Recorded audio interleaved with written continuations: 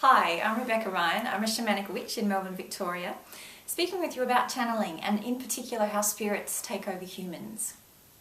How this works is you have certain boundary mechanisms inside yourself. These boundaries you'll feel will arc up sometimes if you're in danger, sometimes if you're not. So you might feel like a tingling or just a super awareness of where you are if you're walking around the streets at night, or you might be particularly aware if someone's looking at you across a room. So you have boundaries and you have internal technologies that keep you aware of whether your boundaries are being breached or not. When you drop a boundary, you are inviting things in. When you invite things in, they actually fuse and code with your consciousness. And so once in, often your body yourself no longer recognizes that it's not you. And so you grow fused with this other consciousness. How you drop your boundaries is anytime you're off your head. So we do that often with alcohol or drugs, music sometimes, sex sometimes. When we try and lift our consciousnesses or expand our consciousnesses, we run the risk of pushing ourselves past our boundary mechanisms. Once we are past where we usually are, we potentially are open. When we are open, what we try and be is open to things which are loving, or things which are kind, things which are good, or greater clarity, greater insight, etc., etc.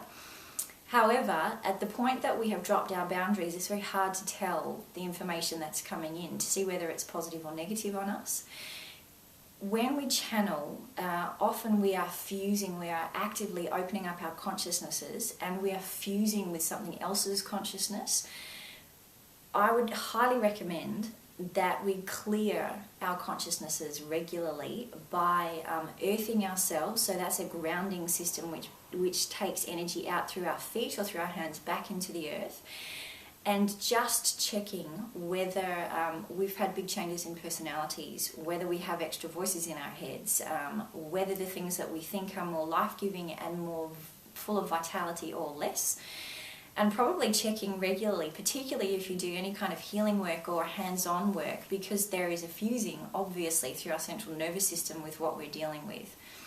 So I recommend, if you're in a field where you're opening yourself up, or if you have habits or hobbies where you are consistently dropping the boundaries inside your head, to maybe have a daily or at least a weekly system which brings you back down through your feet and through your hands into the earth, and a shelling off of any other kinds of consciousnesses. So protection, banishing, resetting of boundaries, and maybe even some external check that you are still yourself, that you are still that you're still using your energy well, and you can tell that by how much vitality or how much life you feel inside of yourself. Thank you for listening.